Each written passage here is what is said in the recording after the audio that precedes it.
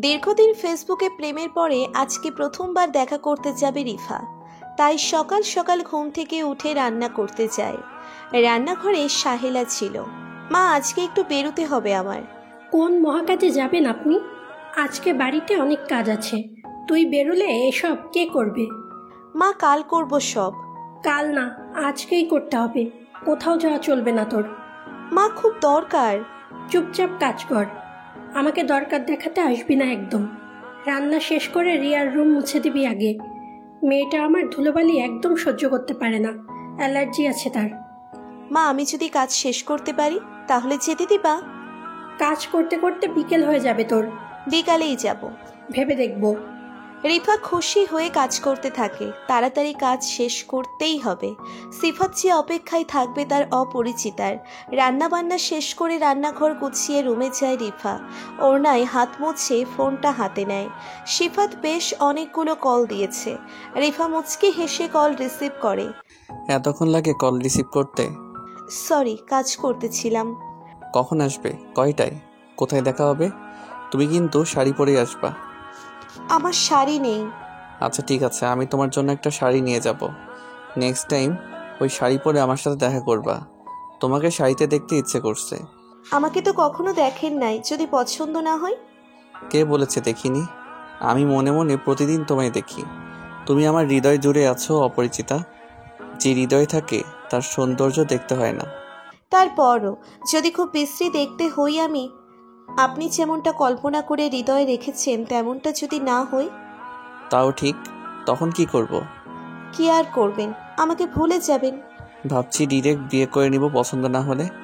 যাকে পছন্দ না তাকে বিয়ে করা যায়?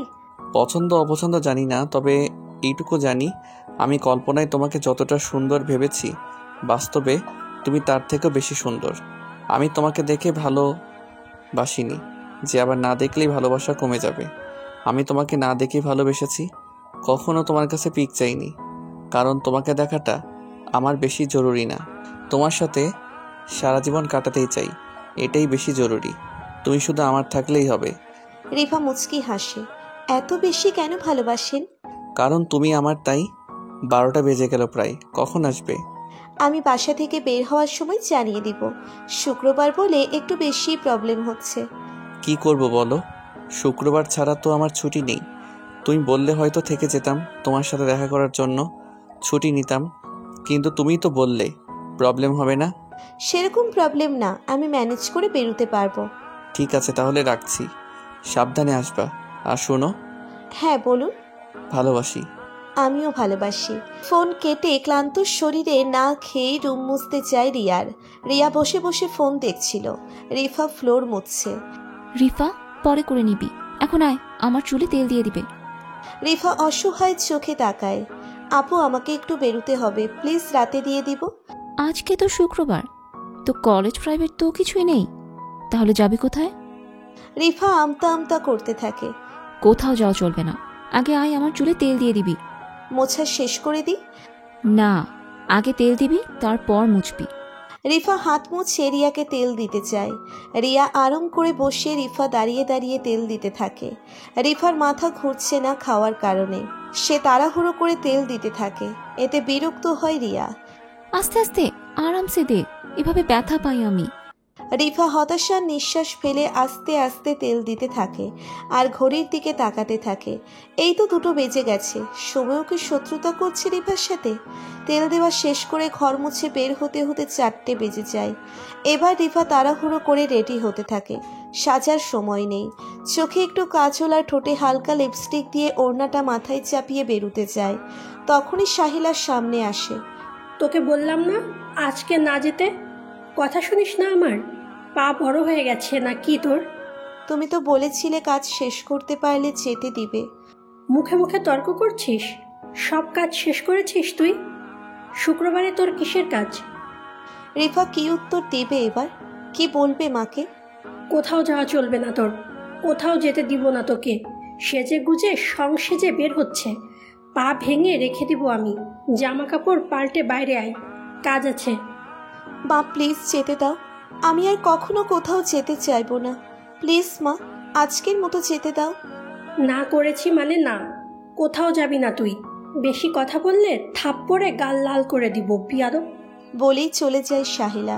রিফা খাটে বসে কাঁদতে থাকে। এবার কি করবে সে? কিভাবে যাবে সিফাতের সাথে দেখা করতে? তাহলে কি দেখা হবে না ওদের? কথা রাখতে পারবে না রিফা?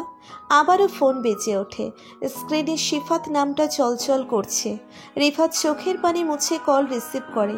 কোথায় তুমি অপরিচিতা? কোথায় আসবো আমি? বেরিয়েছো তুমি? আমি কি বেরিয়ে গেছি? আমিও বেরোবো এখনই। একটু তাড়াতাড়ি এসো, আবার তো সন্ধ্যার আগে বাসায় ফিরতে হবে তোমার। হ্যাঁ, আসছি। কোথায় আসবো বললে না তো? আমি এমনিতেই তোমাদের এলাকার কিছুই চিনি না।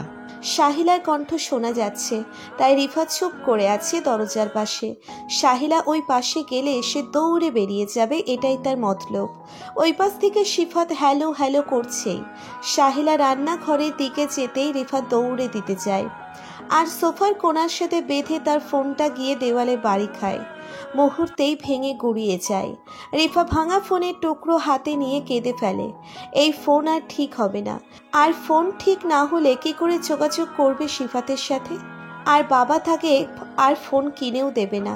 এটা নানু বাড়ি থেকে দিয়েছিল রিফাকে। সাহিলা ফোন হাতে রিফাকে কাঁদতে দেখে এগিয়ে আসে।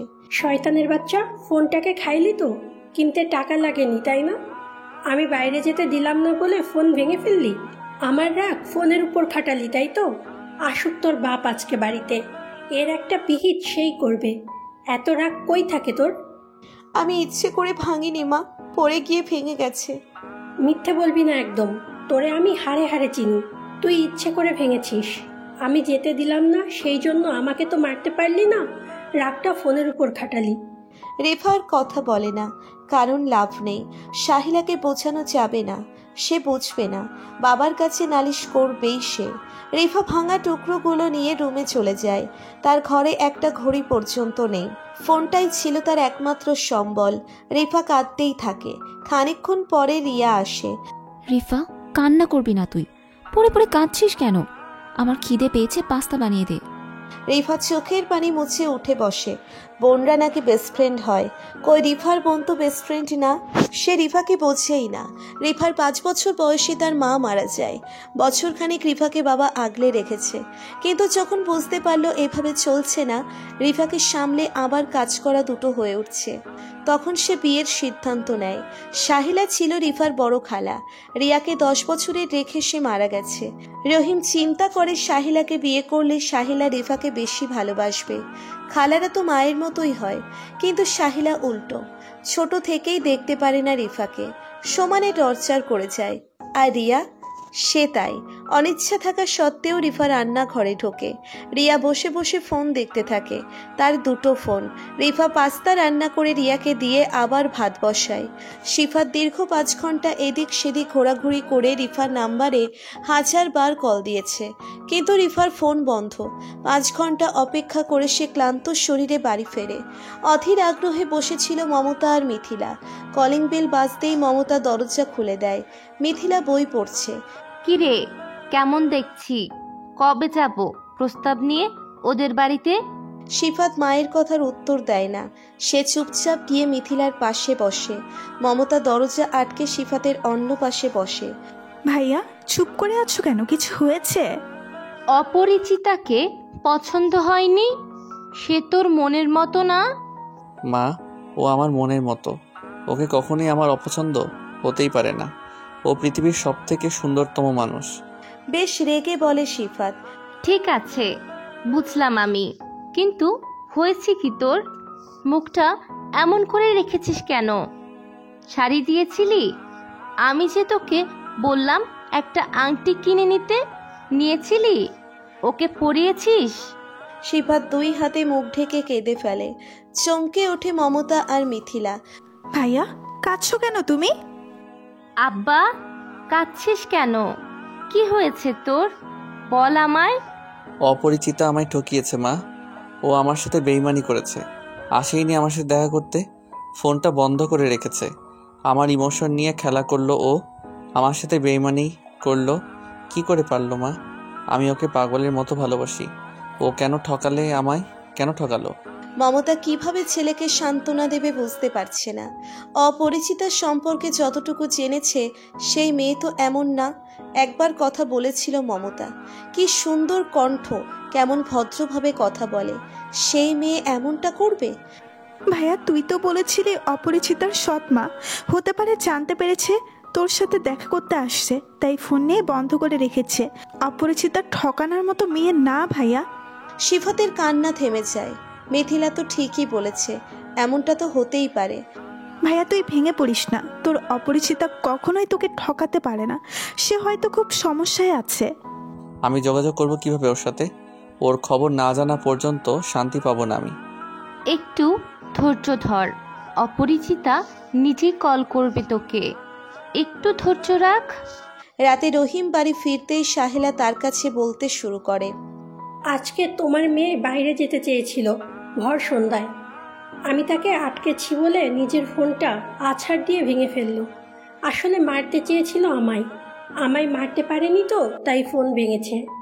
রহিম এমনিতেই কাজ থেকে এসেছে, তার উপর বাড়ি ফিরে একটু রেস্ট নিতে পারল না, আগেই মেজাজ খারাপ করে দিল। আজকে ওর খাওয়া বন্ধ, ফোন তো মাগনা দেয়নি কেউ, আর ফোন কিনে দেবো না ওকে। সাহেলা কুটিল হাসে। আড়াল থেকে এটা শুনতে পায় রিফা। সে বাবাকে দেখে খুশি হয়ে আসছিল একটা বাটন ফোন কিনে দিতে বলবে বলে, কিন্তু বাবার মুখ থেকে যেটা শুনলো তারপর আর এগোনোর সাহস হয় না। রাতে না খেয়েই থাকে রিফা। সারাদিনের না খাওয়া সে, কেউ তাকে খেতে ডাকলো না। রিফা কাঁদতে থাকে। কিভাবে ফোন কিনবে সে? কোথায় টাকা পাবে? ফোন তো তাকে কিনতেই হবে, না হলে সিফাতের সাথে যোগাযোগ করবে কিভাবে? রিফা ভেবে ফেলে সে টাকা চুরি করবে। 1000 টাকা চুরি করে পাঠান একটা ফোন কিনবে। রহিম কাজে বেরিয়ে গেছে। সাহেলা রিয়ার রুমে। এই সুযোগেই রিফা ঢুকে যায় বাবা মায়ের রুমে। আলমারি খুলতে যাবে তখনই চলে আসে সাহেলা। তুই আলমারির কাছে কি করছিস? রিফা চমকে পিছনে তাকায়। সাহেলাকে দেখে শুকনো ঢোক গেলে। তুই কি টাকা চুরি করতে যাচ্ছিলি? না না মা, আমি চুরি করছিলাম না। তাহলে কি করছিলি এখানে? আলমারি পাহারা দিতে এসেছিলি? শয়তান মেয়ে, বয়স কত তোর? এখনই চুরি করা শিখেছিস? আজকেই প্রথম নাকি আগেও চুরি করেছিস? বিশ্বাস করো মা, আমি কখনোই চুরি করিনি। তোকে এক পয়সারও বিশ্বাস করি না আমি। তখন রিয়া আসে। কি হয়েছে মা, চেঁচাচ্ছ কেন? এই শয়তানের বাচ্চা চুরি করতে যাচ্ছিল, ধরে ফেললাম আমি। কি, তুই চুরি করছিলি? আমার রুমে কে আর ঢুকতে দেওয়া যাবে না। এটা সেটা আমি এখানে সেখানে ফেলে রাখি, এত দামি দামি প্রোডাক্ট। হ্যাঁ, নজরে নজরে রাখবি রে, দ্বিতীয়বার চুরি করতে দেখলে ঘাট ধাক্কা দিয়ে বের করে দিব। বলেই সাহেলা চলে যায়। রিফা মাথা নিচু করে কাঁদতে থাকে। কথাই থাকে না, অভাগা যেদিকে তাকায় সাগর শুকিয়ে যায়। রিফার অবস্থাও সেরকম। প্রতিদিনকার মতো সব কাজ সেরে রিফা বসে পড়ে। এই সময়টাতে সিফাতের কথা বড্ড মনে পড়ে তার, কারণ অবসর সময়ে কথা বলতো তারা। আজকে খাবার টেবিলে সবার খাওয়া শেষে রিফা রহিমকে বলে, বাবা আমাকে একটা বাটন ফোন কিনে দিবে? রহিম কিছু বলতে যাবে তার আগেই সাহেলা বলে ওঠে, কোনো ফোন টোন দেবে না ওকে। ছেলেদের সাথে কথা বলতে বলতে লোভ হয়ে গেছে তাই না? ফোন দিয়ে তাই তো করবি। রিয়াম, তোমার তো দুটো ফোন, একটা দিয়ে দিও রিফাকে। আমার ফোন আমি ওকে দিব? কখনোই না, আমার দুটো ফোনই কাজের, দেয়া যাবে না। তোমার জন্য তোমার মেয়ের এই অবস্থা। নিজে ইচ্ছে করে ফোন ভেঙেছে, এখন আবার তাকে আমার মেয়ের ফোন দিতে চাইছো। মেয়ে দিয়ে কি ব্যবসা করে খাইতে চাচ্ছ নাকি? মুখ সামলে কথা বলবে সাহেলা। ঠিক কথা বললেই গায়ে লাগে তাই না? আমার ঘরের একজন মেয়ে আছে, আমার মেয়ে তো এমন না। তোমার মেয়ে রাতভর ফিসফিস করে কথা বলে, সব খবর রাখি আমি। রহিম রিফার দিকে তাকায়। রিফা মাথা নিচু করে আছে। যার মা নেই তার দুনিয়াতে কেউ নেই। বাবা তো জোর গলায় বলতে পারতো আমার মেয়ে এমন না, কিন্তু সে চুপ করে গেল। বাবা, ওর কোনো ফোন টোন লাগবে না, এমার্জেন্সি কোনো দরকার হলে আমার ফোন দিবনি। আর আমাকে 3000 টাকা দিও, একটা ড্রেস দেখেছি সেটা কিনবো। মেয়েটার এমনিতেই জামা নেই, 5000ই দিও, ভার্সিটিতে যায়, জামা লাগে বেশি। পুরো গল্পটি শুনতে গল্পবাজার অ্যাপস ডাউনলোড করেন। অ্যাপস ওপেন করার পর অডিও বই সেকশন থেকে গল্পটি শুনতে পারবেন, আর হোম পেজ থেকে পড়তে পারবেন।